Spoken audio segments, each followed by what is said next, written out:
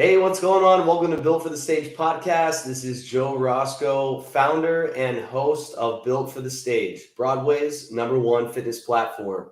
If you haven't tried out Built for the Stage yet, go to builtforthestage.com and we'll be on our way to a 7-day free trial where we will be chatting on an interactive fitness app, chatting all things goals in relation to you marrying a pursuit in theater to a pursuit of a journey in fitness. Been doing this a long time as a former athlete, trainer, and actor. I pride myself in knowing the difference on how actors should be training as opposed to the general population.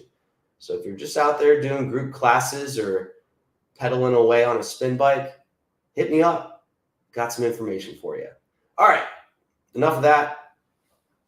Let's go on to our special guest. Just saw our guest in Get Up, Stand Up, the Bob Marley musical about 3-4 weeks ago. Loved the show and got connected with some of the cast. And luckily, one of the cast members is this special guest today. He's also toured in Dirty Dancing. I'm really interested in this. I want to hear more about it. But please welcome to the podcast, Tom Bowen. Hey, Tom. Hey, guys. How's it going? Good. Good to have you on. Thanks so much for joining me. Where are you calling in from? So I'm calling in from my home in Essex. It's just outside London. This is where I'm based. I'm based in Essex. And cool. Yeah. And commute time, car, tube, how do you get over there? So I walk to the station, and then it's 25 minutes to the centre of London, and then I get like a little tube for about 5-10 minutes. So okay. I think door to door, it's about an hour in total from like walking to the station and walking into my dressing room. So pretty lucky. Perfect. And before we hit record, you said you won the day already. You started off and you won the day. What did you mean by that? So I heard a phrase once, and it's like, if you win the morning, you win the day. So I always try to win the morning with a workout. That's when I train. And it depends on obviously how people are with their day. But, if you win the morning positively, I think that's the general overarching sentiment of the statement is if you win the morning, you win the day. Yeah. Whether that be, I don't know, getting some work done, running lines, having a good coffee, having a good workout, going for a run, walking the dog, something positive that sets you up in a way that means that you can move forward in the day in a positive step.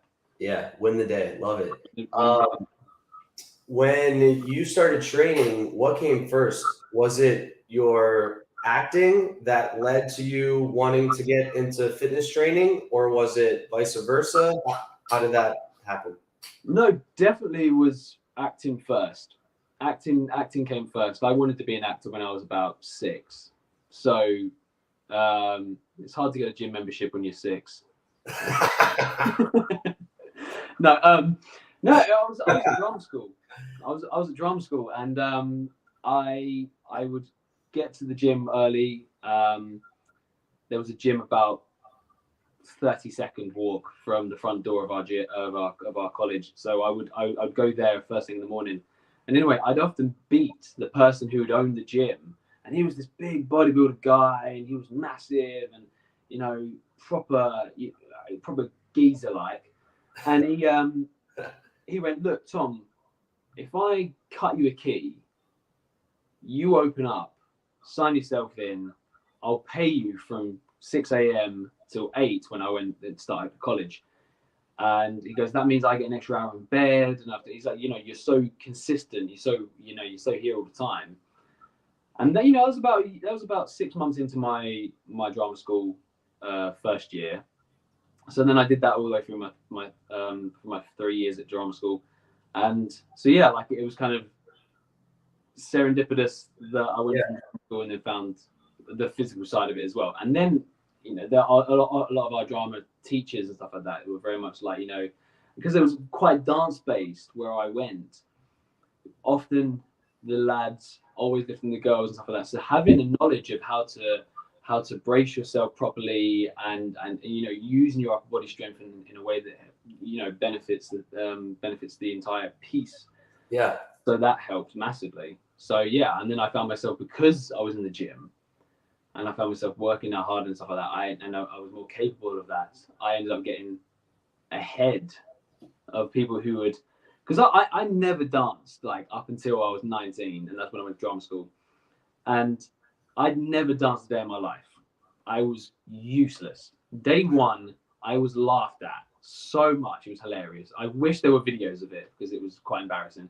However, I think where I was physical and I wanted the physical challenge, I stepped up a lot more rapidly than a lot of the other people, because they probably rested on their laurels. They've been dancing since they were like, 3, 4, ballet classes and stuff like that. Whereas I just was like straight in, attack it, and then just try and get as much out of each session as possible. Like you do in the gym, every time you go to the gym, try and eke out as much as possible. Yeah. Where do you think you got that from, as far as like having a challenge and then accepting the challenge and putting the work in necessary to, get the result you're looking for? That definitely comes from my dad. That's definitely a Bowen trait that runs throughout all of us.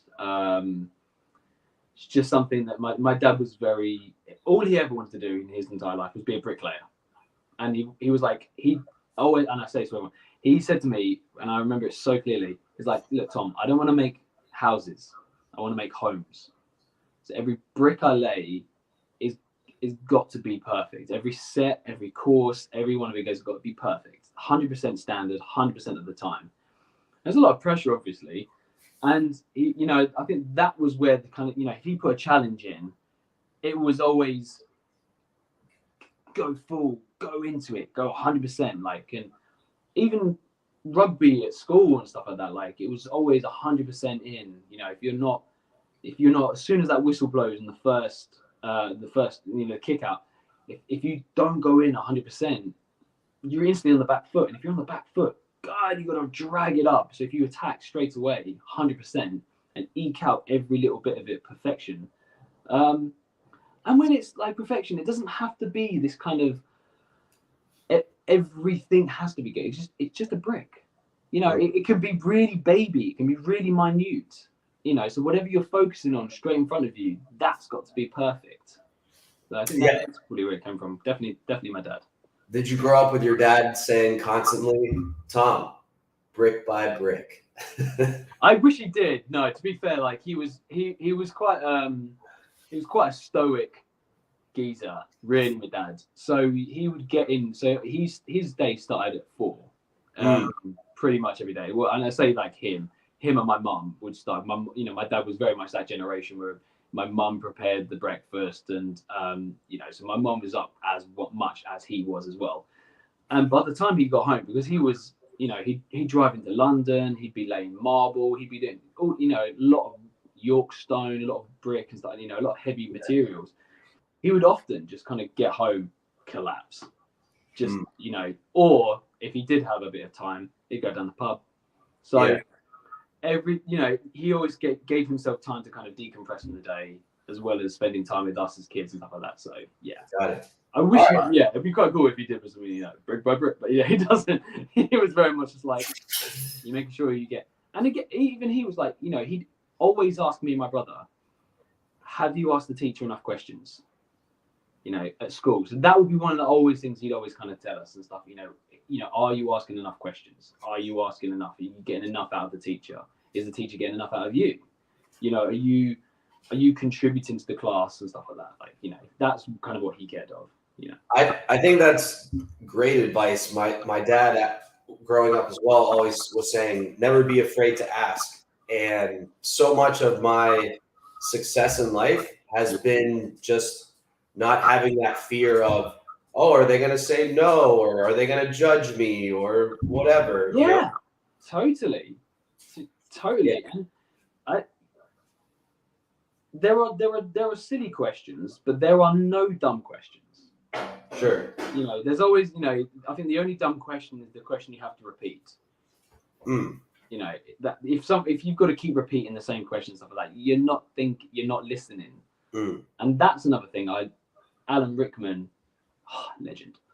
He said the quality of an actor is in the intensity of their listening. That hit me as well, because that's what my dad always said. He's like, listen. If you're asking a question, listen. And it's the same with acting as well. Like you've gotta be focused in and listen. So yeah, that's totally good. I love that. I love that. So let's rewind to you being 6 years old and knowing that you want to be an actor. How did you know at 6 years old? Like, tell us that moment. Yeah, that was funny. So I wasn't good at school. My brother was. I wasn't. I didn't really like going to school. I didn't like sitting behind a desk. I loved PE. I loved all the physical stuff. I loved all the drama and any kind of field, history as well, because our teachers were quite good at history and stuff. We'd always be up and doing stuff. But as soon as I sat down at a desk, I switched off. And so I would often pull a sickie or bunk school and stuff like that. So I'd always be like, "Oh, Mum, I'm ill." Oh God. Yeah. It was, she was very reluctant, and and then one day I think I was pulling a sickie. It must, early on in the year, and this old it's got to be 1950s, maybe even later than that, maybe a 1940s film. It was a Norman Wisdom film called A Stitch in Time, and it was it's post-war kind of time, and it was the first film that within the space of about 5 minutes, I laughed, like barely on the floor laughing. Obviously, I'm trying to be sick here. And then I was, really emotive, really crying from the amount of emotion this guy was pouring out. And this is a black and white film in the 50s and stuff. And he was, or maybe even the 40s. And my mum was just like, I thought you were meant to be sick. And I was like, oh, yeah. Oh, God, yeah, I'm sick. I'm really sick. I can't go to school. And she went, Jesus Christ, you should be an actor.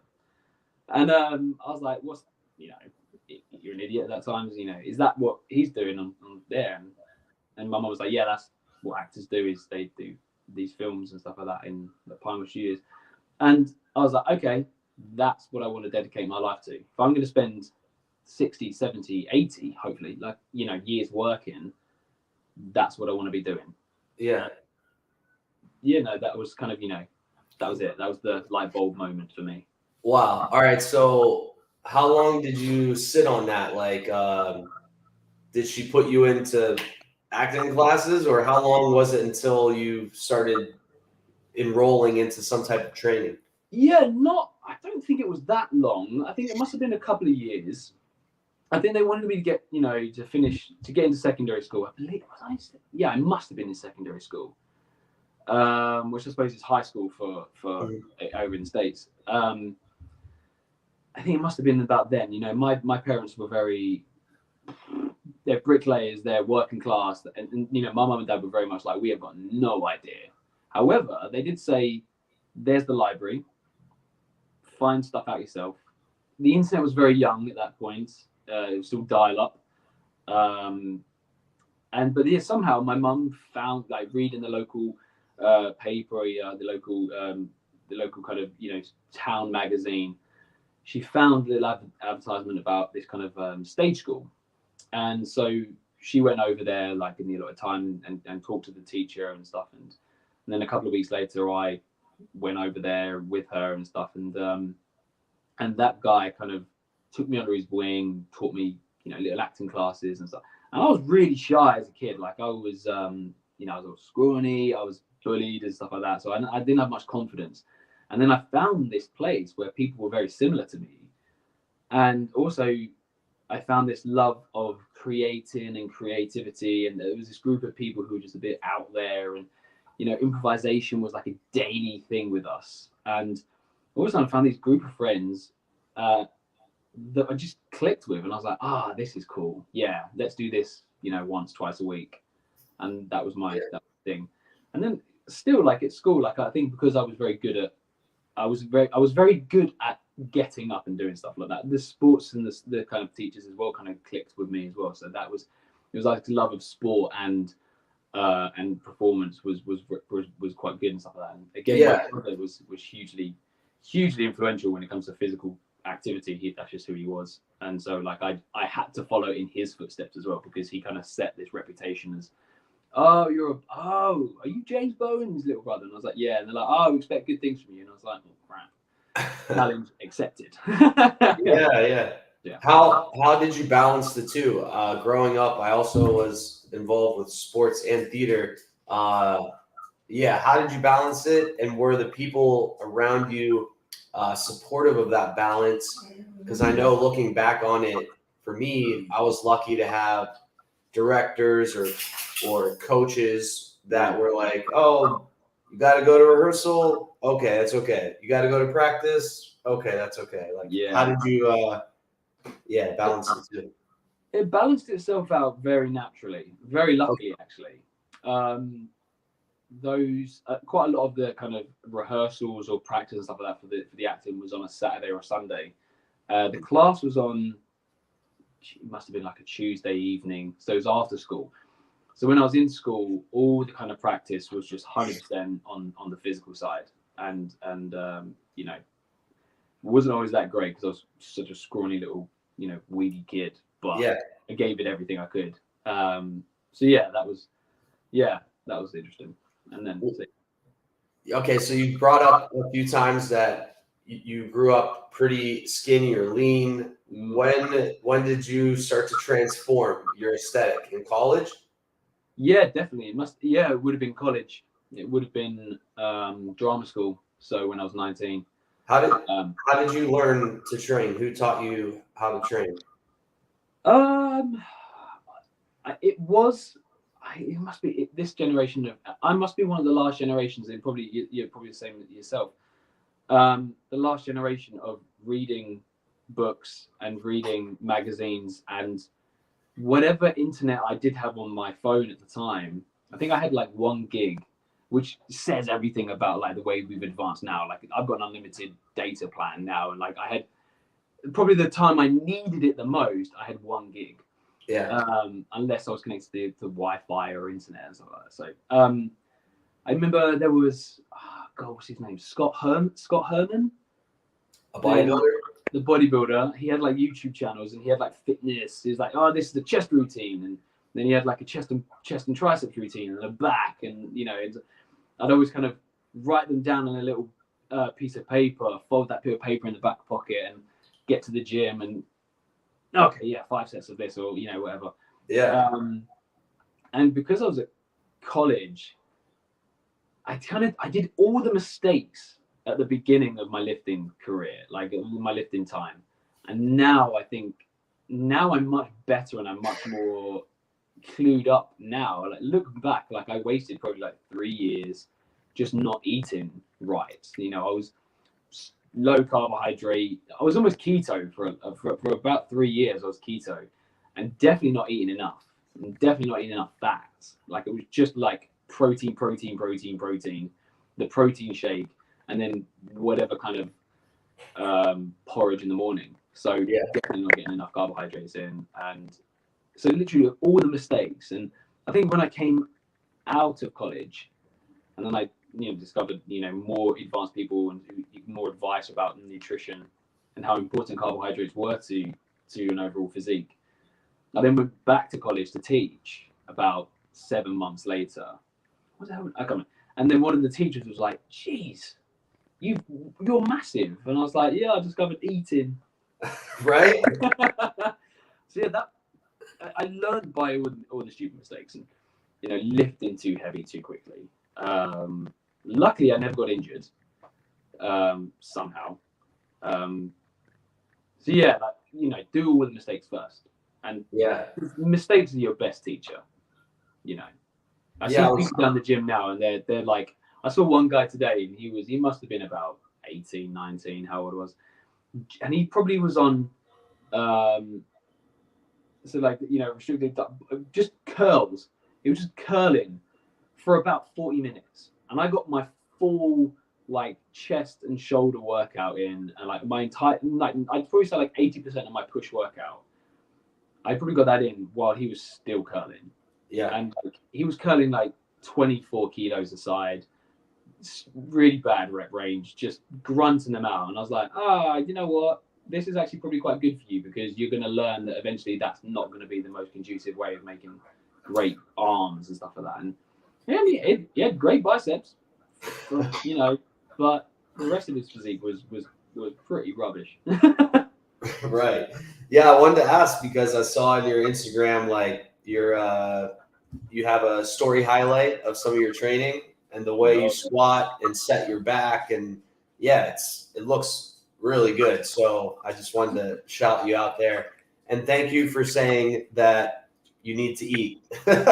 So many of my clients are that kid at the mirror doing 40 minutes of curls, trying to change their physique, and then going home and not eating even close to what and how they should be. Totally. It's as Arnold said, it's 100% diet, it's 100% exercise. It's that. I love that. I actually haven't heard that one. Oh, really? Oh, wow. Okay. 100% diet, 100% exercise. Yeah, man. 100%. Like, just if you're like, but then there's also the argument that you can say that, you know, when it's 100% diet and it's like, cheat meals have a place. You know, if you're quite rigorous and you're quite clean and stuff like that, having those high sodium meals are fantastic, and they're great for your mental health. You know, just to kind of be like, I can let it go. Who is it? There's a guy called Magnus who is a big celebrity personal trainer. It does Alexander Skarsgård a lot of the time, and he was saying like if he plans 20 meals of the week, 3 of them he'll allow to be a bit off. But he's like, if I've disciplined 20 meals out of 24 out of 25 and stuff like that, like 5, 4, whatever it is, can be a bit dirty. Yeah, for sure. All right, let's transition into when did like some of your TV film come at the same time as stage acting, or was one before the other? I see that you've done a fair amount of TV as well. Yeah, I've been very, very lucky to have done some TV and film as well as a stage career. Definitely, the stage came first. The stage was there the whole time, and then as I think because of the nature of who I am, stuff like that, I get quite bored quite easily, and so therefore I always look for the next challenge. I always look for the next kind of thing. Not that I'm ever unpresent from the present. I'm always thinking about the future as well.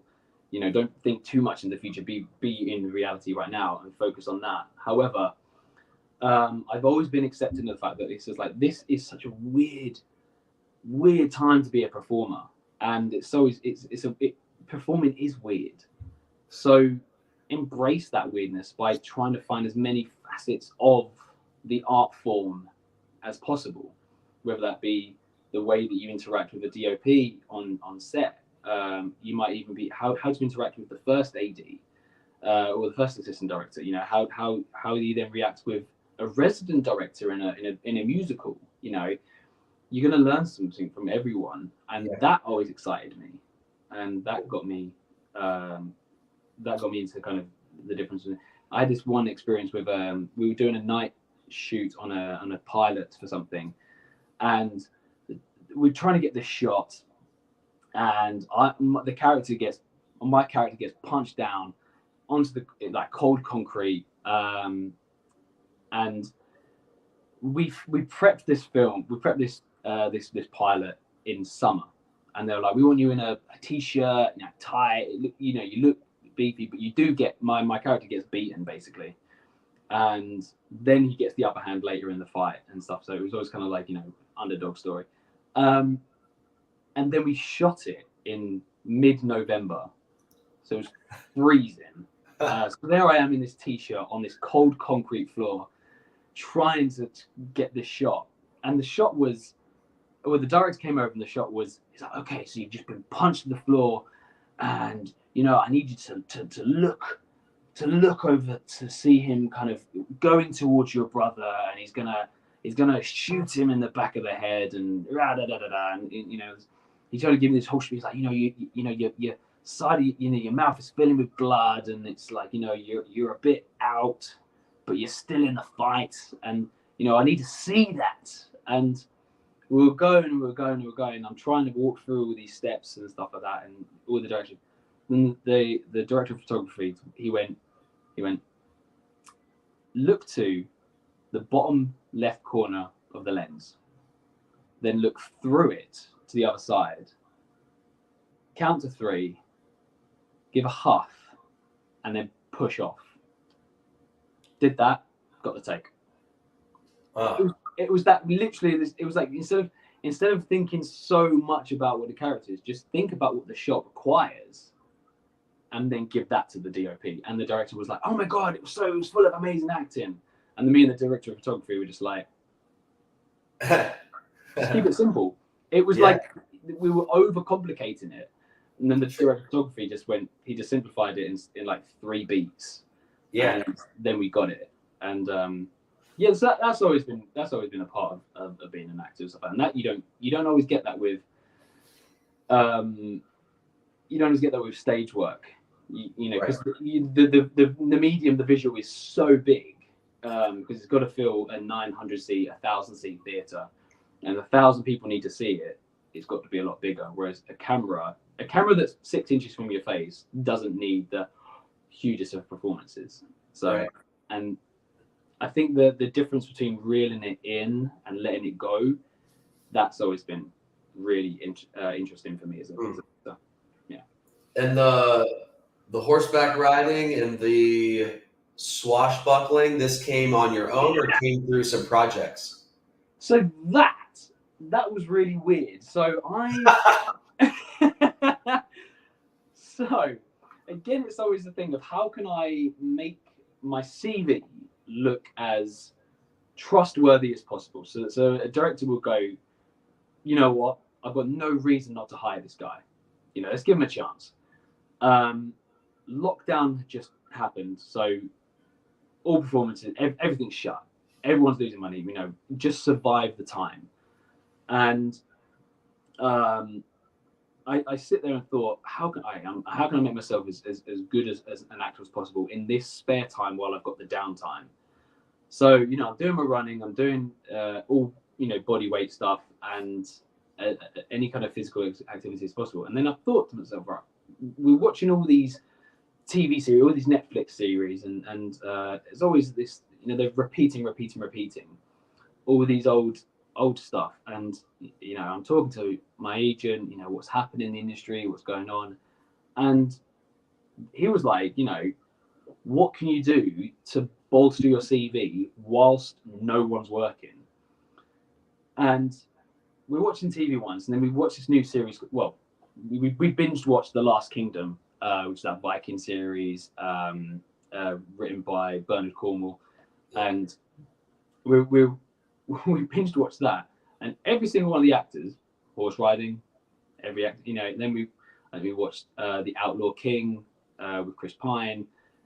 Again, they're all horseback riding, they're all horse riding, and I thought, wow, God, you know what? I've never been.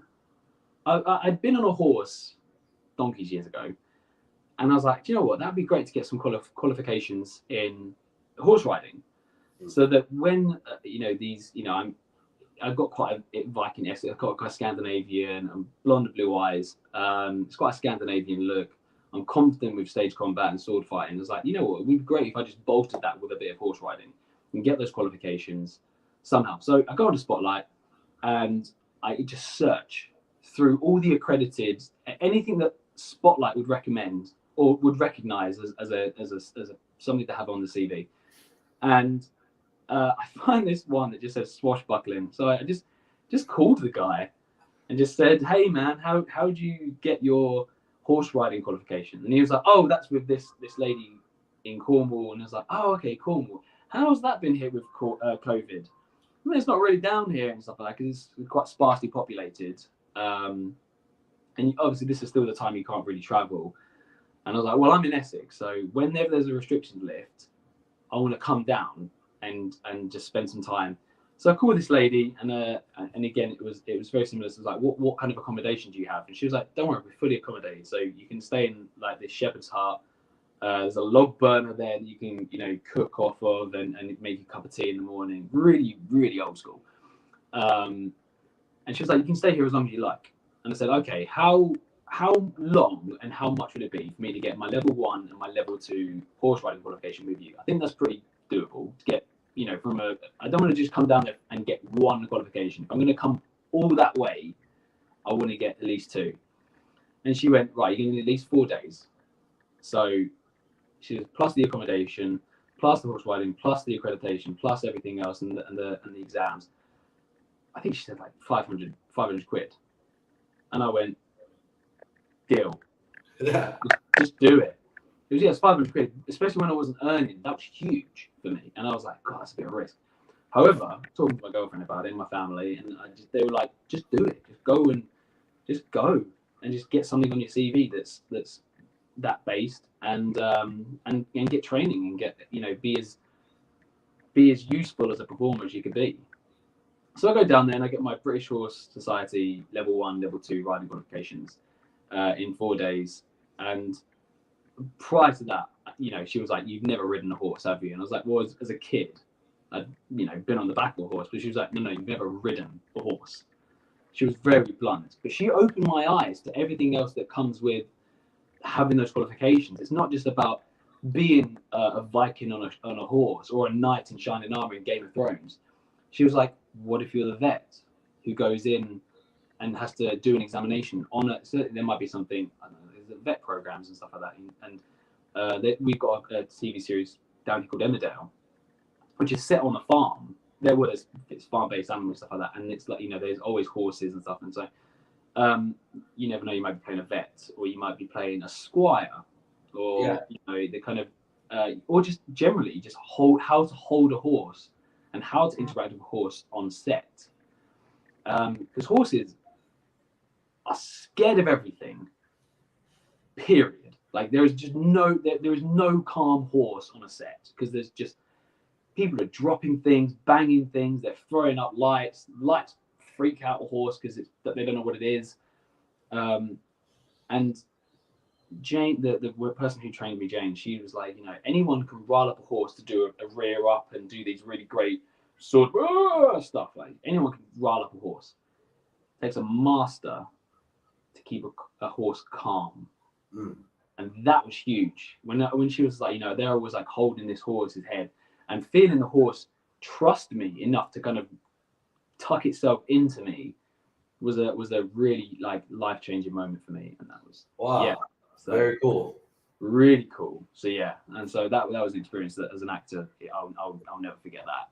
So all right, well, hopefully if we haven't already, have you gotten to work with horses yet, or hopefully in the future? So funny enough, I had one come in for a London-based TV show where you get horses, and it was meant to be for a police officer, a mounted officer. I won't say the TV series and stuff like that because just out of respect for them. I don't know if it's been shot. However, it was a scene come in, and basically all the way through the self tapes and the meetings and stuff like that, the director and the producer were batting ideas at me, and then I kept coming back at them with ideas, and so there was this play, but there was never ever did a horse materialize in any of these auditions or talks of meeting with a horse or a horse master.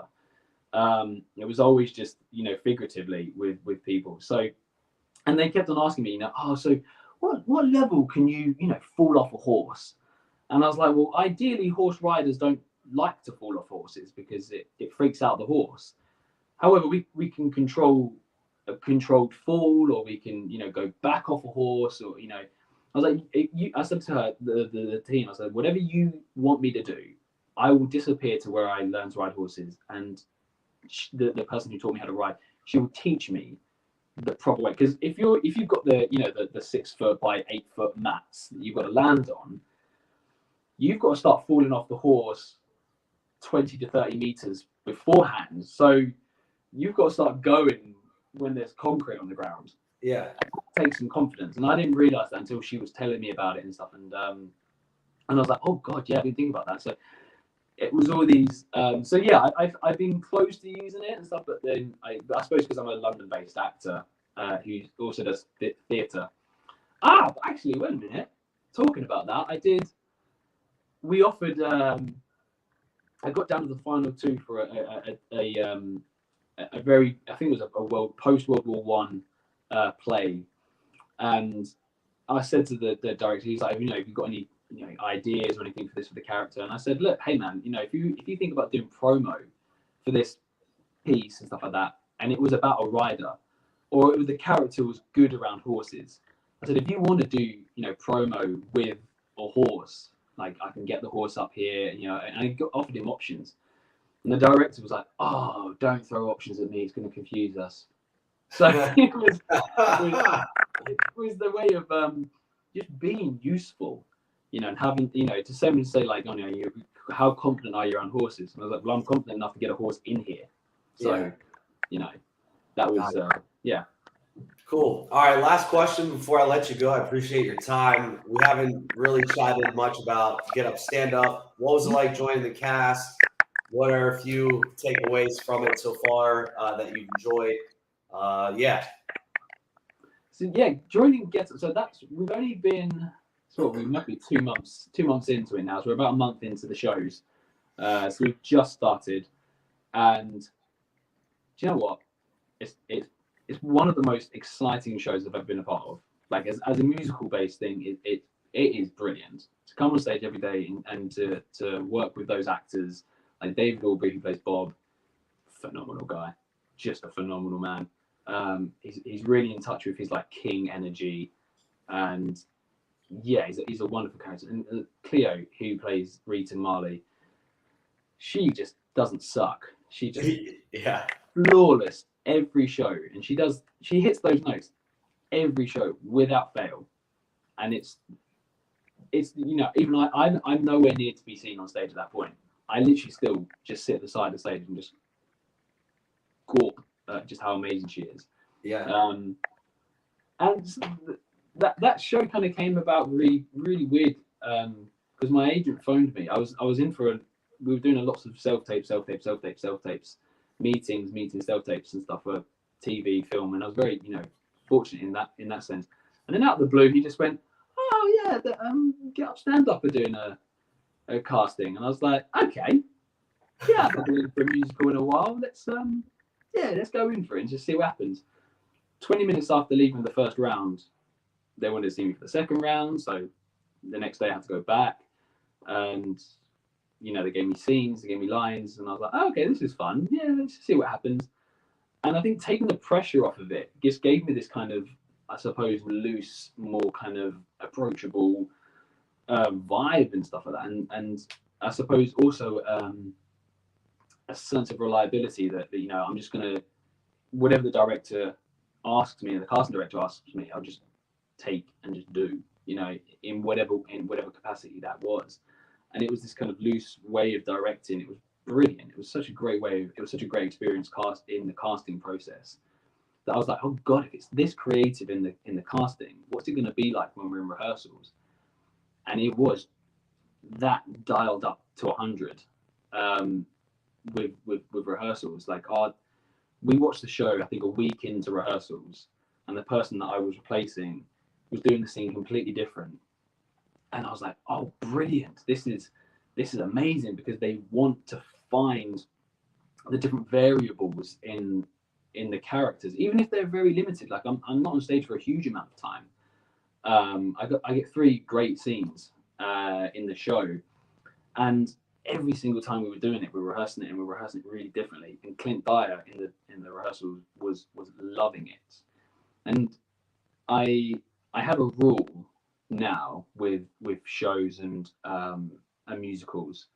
And it's not a rule; it's a loose term rule, but it's a recommendation for myself. And it's like I like to do shows that are about 3 years or under.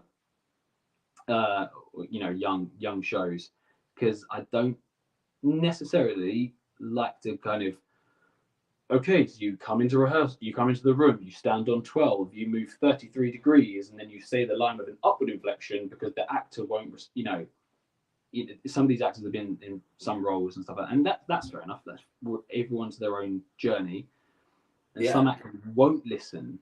They just expect to hear the line and then they'll say their line, whereas I like to be able to go into, like, we've had covers on since day one in Get Up, just because the nature of holidays and stuff like that. So we're straight in. So I don't think we've ever done the show with like the same cast already. So therefore, all the actors are constantly listening, and the way David Aubrey does it, and the way Ivano, the alternate Bob, does it, all makes it different. And then how I play Chris Blackwell and how Charles, the guy who plays Chris Blackwell, are all radically different. So we're all listening to each other, and it's that's really rare, And I get that people want to show and they want it the same every night and stuff like that. And obviously the show will be the same every night because we all say the same words, we say the same lyrics, we say the same dialogue. However, how it plays out is always different because you've got different people on stage, and that's exciting. That's been amazing. And Clint Dyer's expressed a lot of love for when someone comes on and does something bold and different and just tries. If you're not trying, you're just not part of the show. So he loves that, and he encourages it quite a lot, which is a blessing. Awesome. Yeah.